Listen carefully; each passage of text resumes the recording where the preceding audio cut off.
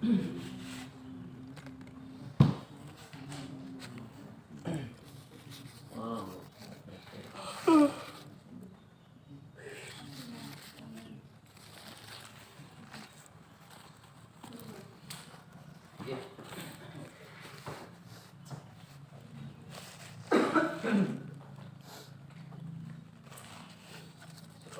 yang Bapak itu seperti yang kita pahami bahwa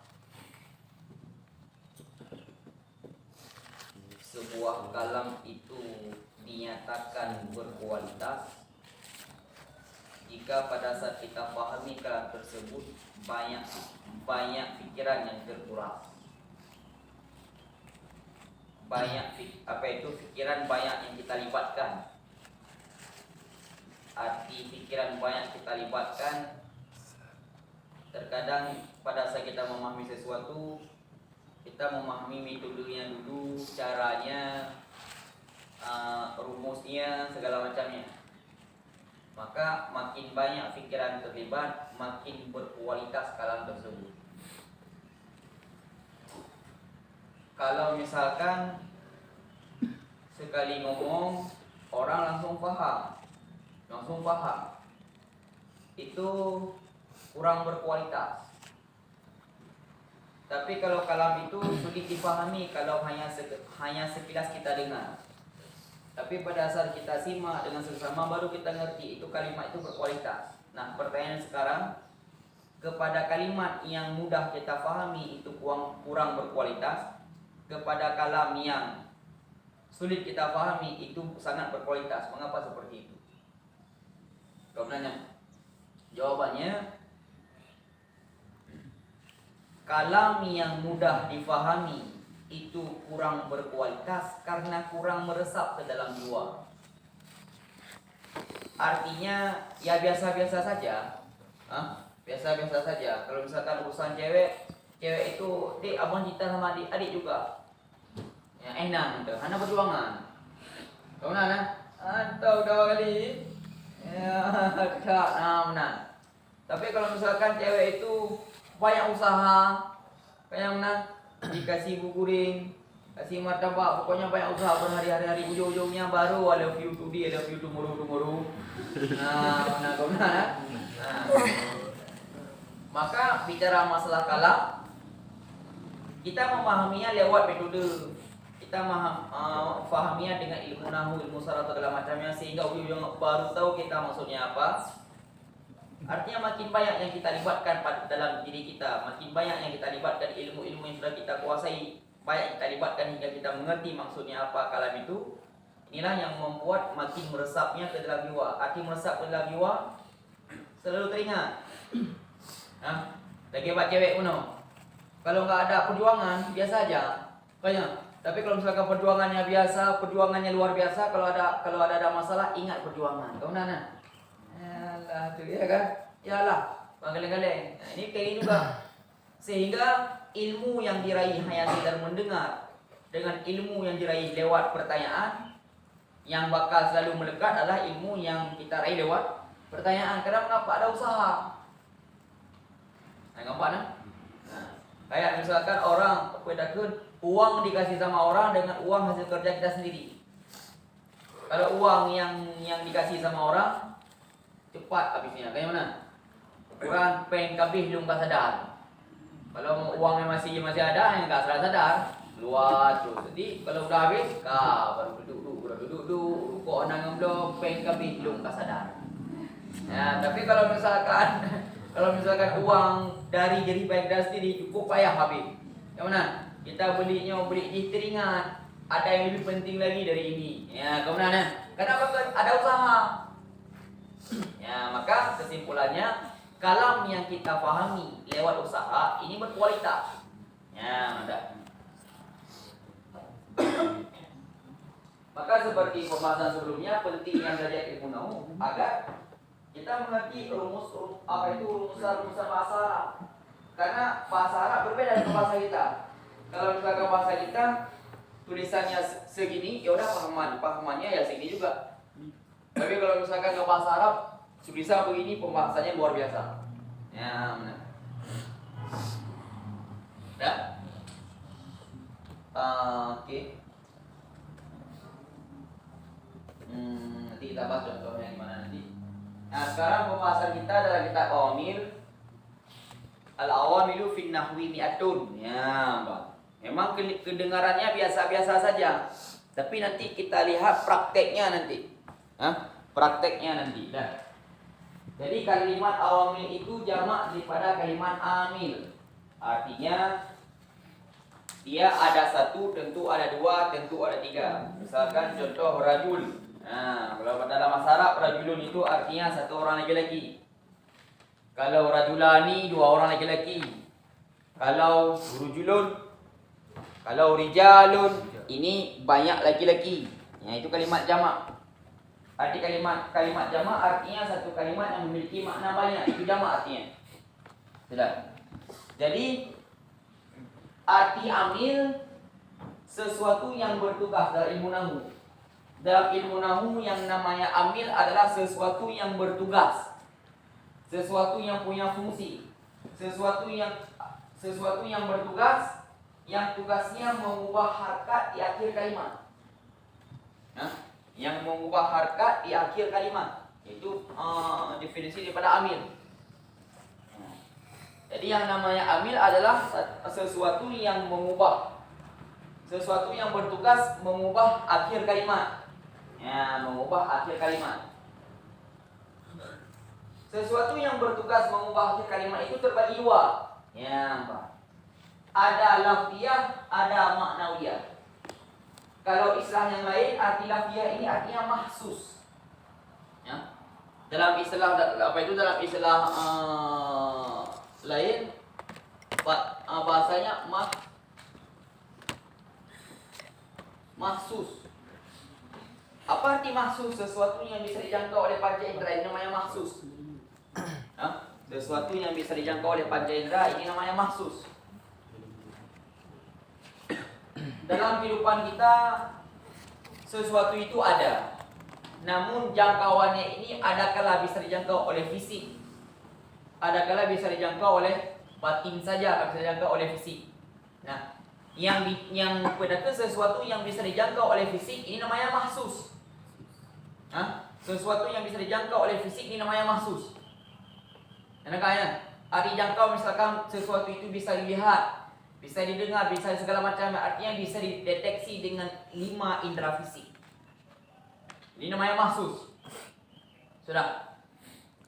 Satu lagi sesuatu yang memang hanya bisa dijangkau oleh batin, bukan fisik. Sesuatu itu bisa dijangkau oleh batin.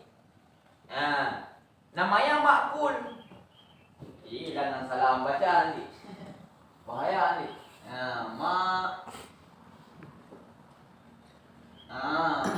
Pakai in, jangan pakai alif. Kalau pakai alif artinya makanan. Ya, makul. Jadi dalam bahasa Arab kayak gitu dia. Hurufnya beda, maknanya beda. Jangankan huruf, harkatnya beda, maknanya juga beda. Ya, benar. Jadi begitu.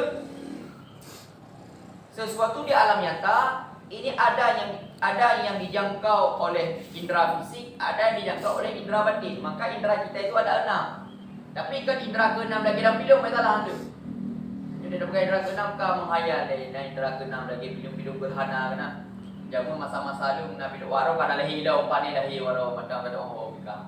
Ya, yang video berhana ngom mata wow nak macam kan. Jadi galak tengok jamu lagi-lagi yang kah. Ini indera ke-6 sih, tapi kan indera ke-6 yang dimaksud. Jadi indera itu ada 6 dibagi kepada 2 versi. 5 indera fisik, yang ke-6 indera batin namanya. Maka sesuatu yang bisa dijangkau oleh indera fisik namanya mahsus, yang dijangkau oleh indera batin namanya makul. Namanya makul, pakai in, makul. Ada mahsus, ada makul. Arti makul apa? Hanya bisa dideteksi oleh udah konfikiran. Ya, itu namanya makul. Namun indera itu apa namanya? Jika memang objek yang dijangkau oleh indera batin namanya makul, maka apa namanya indera batin itu? Bagaimana? Seperti misalkan contoh objek daripada indera fisik itu benda yang bisa dilihat, namanya mahsus. Kalau mata, penglihatan namanya. Artinya semua indera fisik itu punya nama.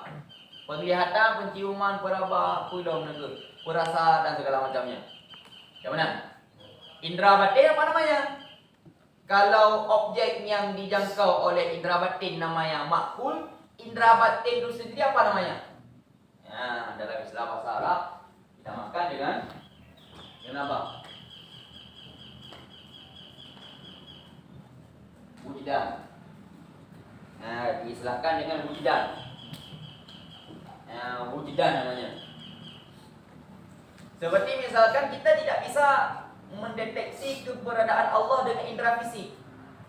Lihat tak bisa, diraba tak bisa, semua tak bisa. Kenyaman. Tapi hanya bisa dirasa di dalam. Nah, itu namanya wujudan. Sudah ya?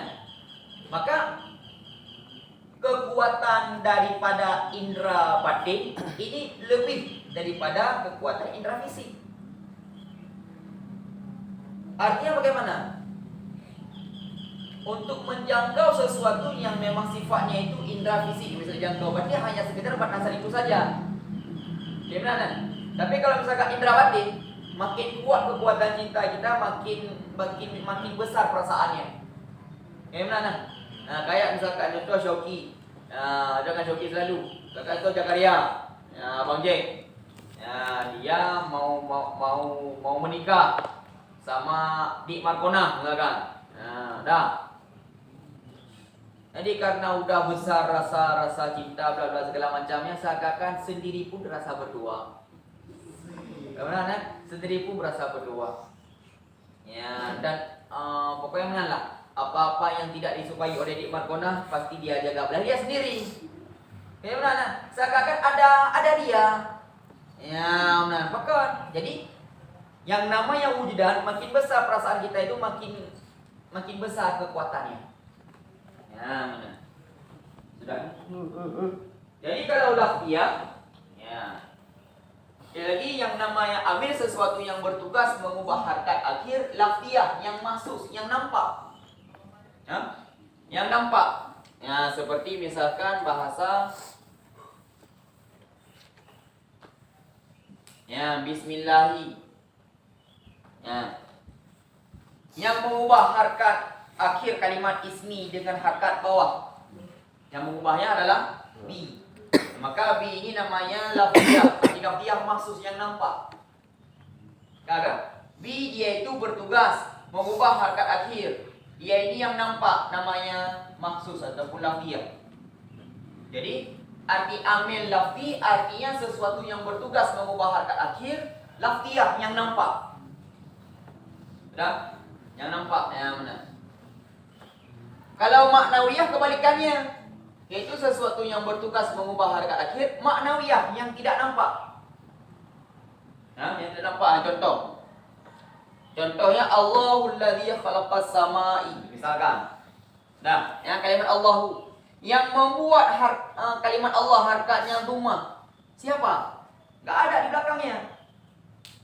Gimana?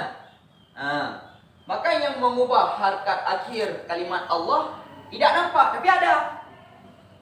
Apa namanya? Namanya kalau bahasa kita ibtidah.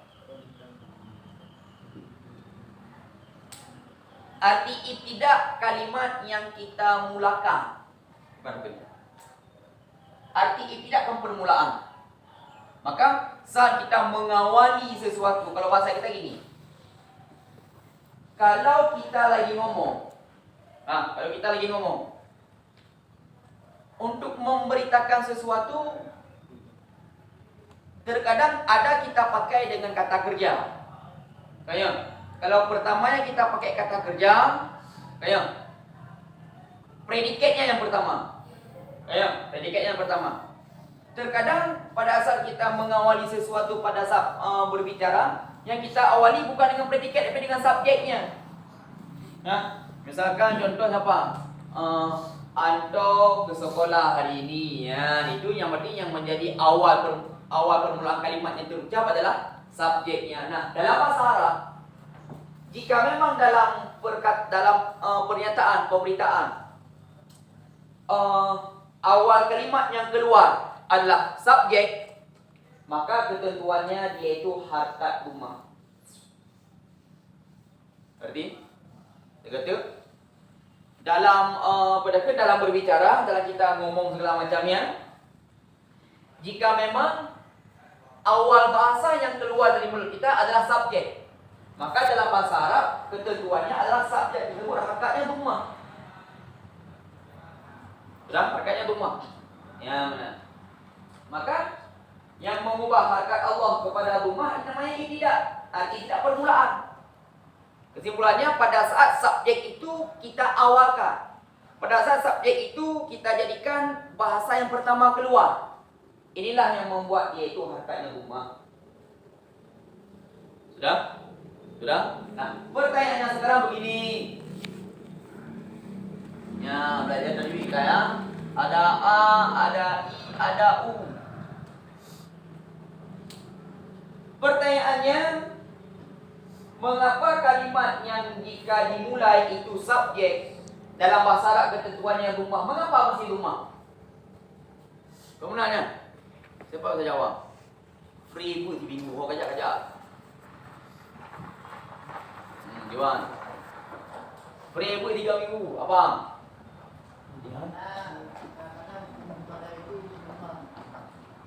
Itu udah jelas.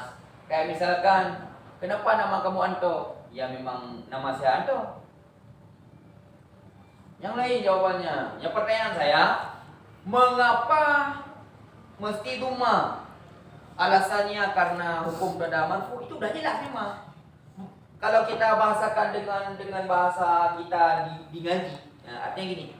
Mengapa mubtada hukumnya harkatnya rumah? Itu gimana jawabannya kira-kira? Wow. Mana ada? Nah, coba lihat. Walaupun jawabannya sepele tapi benar. Walaupun jawaban sepele tapi benar, dengar ke? Antara 1, 2, 3 ini ada A, ada I, ada U. Harkat yang paling berat, arti paling berat, harkat yang banyak melibatkan otot di mulut yang mana? Hampir semua otot di mulut kita libatkan. Bayang. Nah. Kalau A, kita libatkan juga tapi enggak seberapa. A, biasa aja. Tinggi cuma A, tapi punya U lagi gimana? Nah. Kalau kasrah, hampir enggak kita libatkan. I. Kita diam aja. Kayak biasa aja. I, biasa aja. Hampir enggak kita libatkan I. Nah, sehingga harkat yang paling berat di antara tiga-tiga ini adalah dhamma. Sudah. Yang berat pasti dijadikan objek bagi siapa yang melihat, siapa yang mendengar. Kayak mana? Di antara orang ganteng semua, tapi ada yang berat ganteng.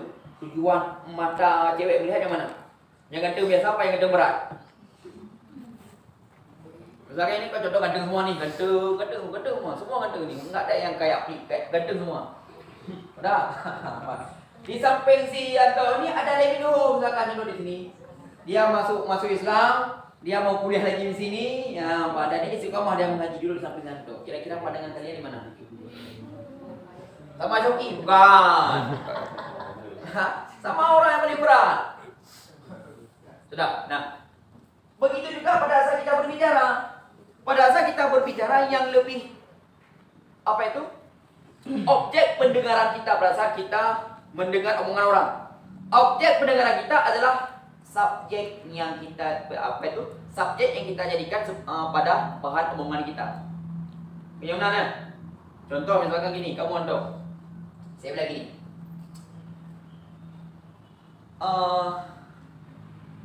Apa saya bilang? Contoh baru.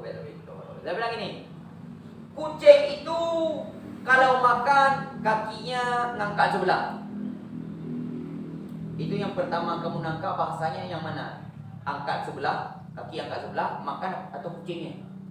Kucingnya. Bagaimana? Nah, maka dijadikanlah itu yang pertama harkatnya rumah. Walaupun alasannya sepele, tapi betul ya. Apa macam kalian? Sudah ya? Ya, lafziyah berarti ada lafziyah, ada maknawiyah. Kesimpulannya, kalau amil lafzi artinya sesuatu yang bertugas mengubah harkat akhir, lafziyah yang nampak. Yang kayak contoh bismi, dengan nama Allah, dengan nama, dengan. Jadi gara-gara ada bi, maka mengubah harkat yang menjadi kasrah. Sudah. Sedangkan maknawiyah sesuatu yang tidak bisa, pada sesuatu yang tidak bisa dilihat. Nama yang makul ataupun hanya bisa dideteksi oleh indera keenam, yaitu indera batin, nama yang wujudan. Maknawiyah enggak nampak secara fisiknya, tapi ada dia. Contoh Allahul ladzi khalaqas samai, maka yang mengubah harkat Allah menjadi rumah enggak ada di belakangnya. Tidak ada di belakangnya, tapi dia ada. Maka yang mengubah harkat Allah menjadi rumah adalah ibtida. Apa ibtida?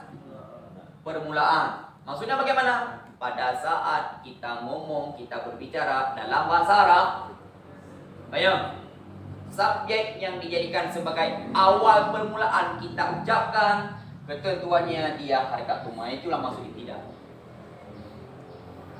Sudah? Nah, yang selanjutnya.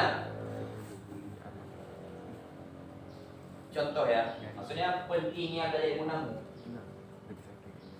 Bismillahirrahmanirrahim. Dengan nama Allah yang Maha Pengasih lagi Maha Penyayang. Itu kira-kira kayak mana maksudnya dengan nama Allah?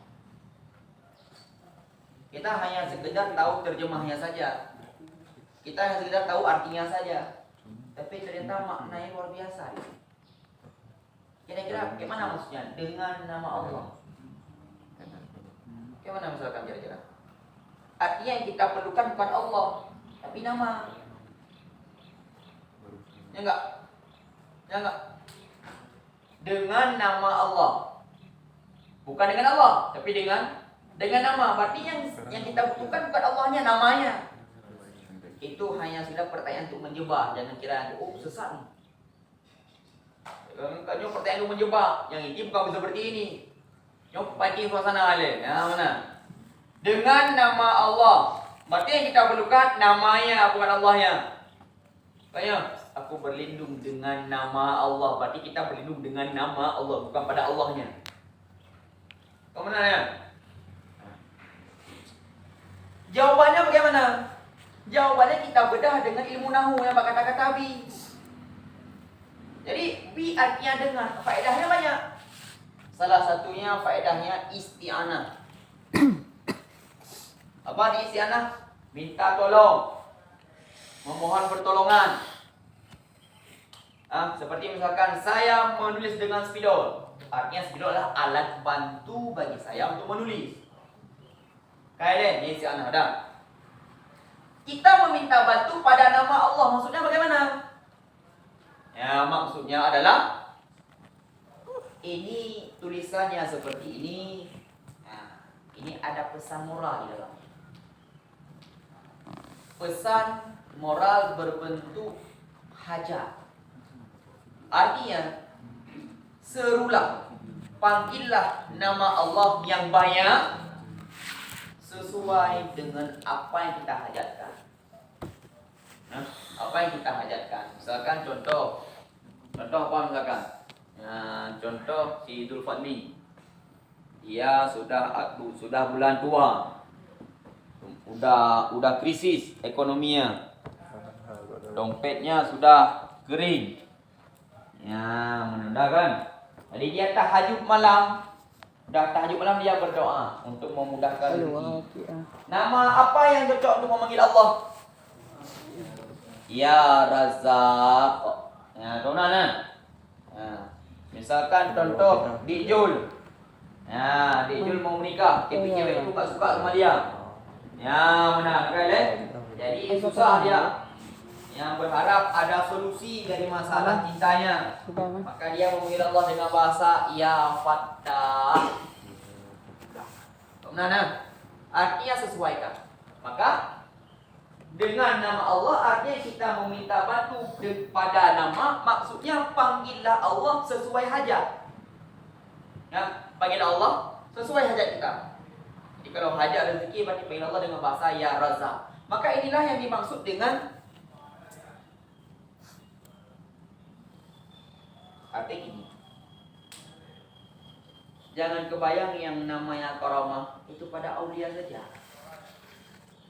Pada kita seperti ada karamah juga. Jika memang kita mampu istiqamah. Siapa yang mampu istiqamah, dia benar-benar ada karamah. Maka proses istiqamah itu enggak sepele. Ada orang beranggapan yang namanya istiqamah sudah sering kita kerjakan istiqamah, itu bukan istiqamah namanya.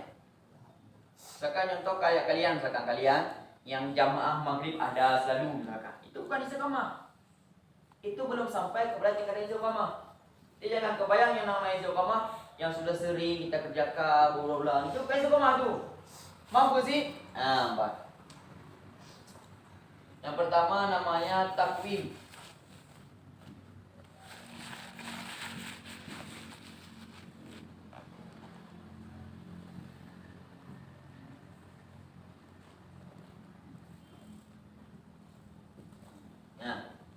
Yang pertama nama takwim, fase pertama, fase kedua nama iqamah, fase ketiga beristiqamah. Apa di takwim? Arti takwim tekad bulat kemauan yang luar biasa yang tidak bakal roboh lagi. Itu namanya takwim. Sudah, ini namanya takwim. Sedangkan iqamah kemampuan untuk kita mewujudkan apa yang sudah kita tekadkan.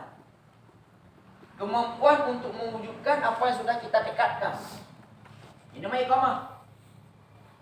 Teruji dengan sebuah permasalahan, namun masalah itu bisa kita abaikan, baru namanya istiqamah. Kalau sudah sampai kepada fase istiqamah, maka karamah akan datang. Karamah apa itu maksudnya? Apakah kayak Gus Samsudin? Bukan. Bukan kayak Gus Samsudin. Adalah pokoknya karamah. Beda orang, beda rasa. Ya, benar. Maka seperti misalkan contoh, kita yang sering jamaah itu masih iqamah, belum istiqamah. Kapan baru dikatakan iqamah? Saat ada godaan, angin kencang. Angin kencang ini kayaknya enaknya salat iqamah besok bubuk lagi. Nah, kalau salat jamaah di musalla, ambil wudu, habis itu datang ke sini udah basah-basah. Kalau udah basah-basah nanti pulang lagi basah-basah lagi. Nanti kalau udah basah enggak enak lagi kita golek-golek di ranjang. Kau benar ya surah ya? Ya. Itu godaan. Tapi bisa kita tepis. Ya, baru namanya istiqamah. Jadi jangan berpikir yang namanya istiqamah sudah sering kita kerjakan istiqamah kan. Aneh ya. Nah, udah ya? Waduh, Mak. Oh, kawan. Tenang saja kalian. Nanti ada dua lagi ini. Jelas ya? Ya pokoknya aman kalian dah. Yang terakhir. Yang terakhir apa sudah ini saja? Dewi? Udah. Masya Allah udah. Ini saya tanya sama orang yang paling jujur.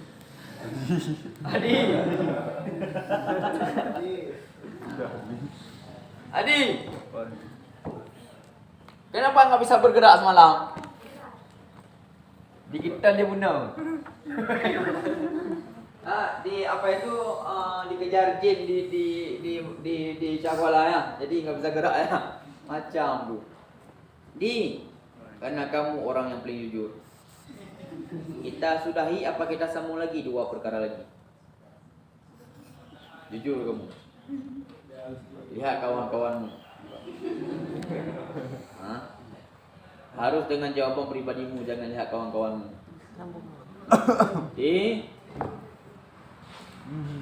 Gimana? Sambung dulu belum nanti. Sambung. Aduh,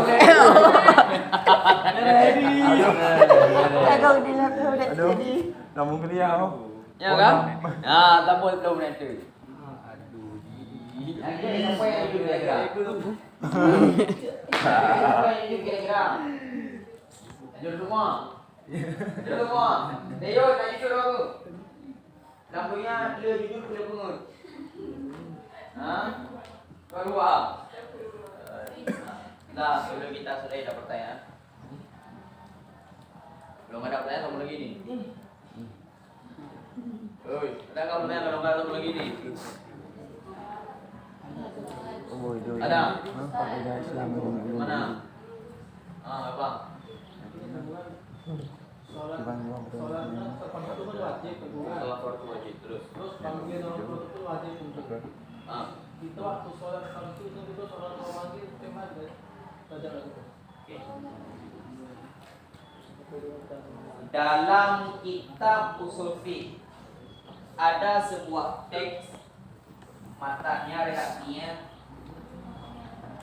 fatatan nawau amirun nafsi idza syaa aftara idza syaa sama. Itu pembahasan tentang puasa, namun dikiaskan dengan kewajiban-kewajiban lain. Artinya, kalau hal itu sunnah, perbuatan itu sunnah dengan aturannya. Misalkan contoh salat sunnah, aturannya berarti pertama takbir bla bla sampai salam. Itu salat sunnah, tapi yang salat sunnahnya. Amirun nafsi, kita yang menjadi raja. Kalau kita menjadi raja, terserah kita. Mau kita batalkan boleh, nggak kita batalkan juga boleh. Sudah. Tapi kalau yang wajib bukan kita rajanya. Sudah. Maka saat kita sholat dipanggil sama orang tuanya, nggak boleh kita batalkan. Orang tua yang selalu manggil ya, selalu manggil. Oh, Dejul, kayak mana Dejul? Nah kayak lain. Enggak kita nyaut, orang tua di ujung-ujungnya marah. Kita lagi sholat, dia mana kayak mana? Besarkan suara. Walau boleh. Besarkan suara. Sebagai bukti kita sedang sholat. Tapi kalau kita sedang sholat sunnah, lagi sholat sunnah misalkan baru rakaat kedua, dipanggil sama orang tua misalkan, nak sini sebentar, boleh kita batalkan. Walaupun sampai di luar kita disuruh lihat hal yang sepele. Tak boleh seperti kita. Sehingga berlaku pada kasus kita tahan kentut. Kalau di luar salat, perut dah mulai mulas, tapi tetap kita salat, rangkaian salat itu makruh hukumnya. Karena kita dengan sengaja membuat kita ini hilang khusyuk. Hukumnya makruh. Terjadinya di luar salat. Sehingga apapun yang terjadi wajib kita tahan. Wajib tahan. Sesuai kemampuan. Kalau misalkan kita mau buat keras begini ya, terserah pokoknya wajib tahan. Ya apa? Hingga nanti udah keluar sendiri baru batal. Baru batal. Ya benar. Tapi kalau sebelum sholat gak apa-apa, kondisi perutnya aman-aman saja. Dalam sholat baru mulai jadi mau belum kentut tahan juga. Cuman usaha untuk tahan kentutnya itu beda dengan level pertama. Level pertama itu musakal, berat. Tahannya juga berat, harus fokus dia. Benar. Udah ya? Udah? Satu lagi, siapa tadi cewek? Kalau nggak sama lagi nih. Jangan pegangan tangan mereka berdua. Jangan pegangan tangan. Macam-macam mereka berdua. Gimana Nean? Okey Kenapa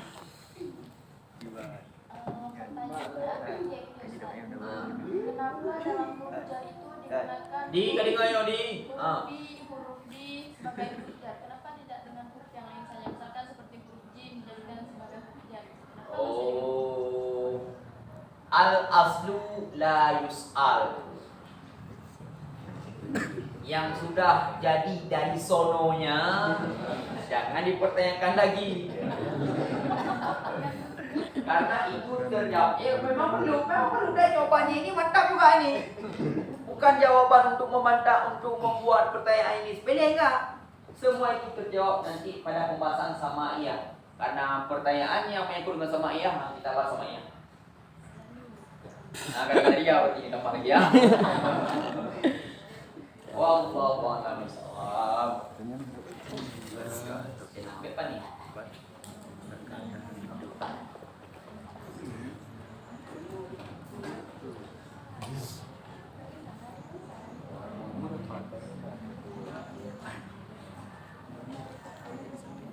Dah, selamat.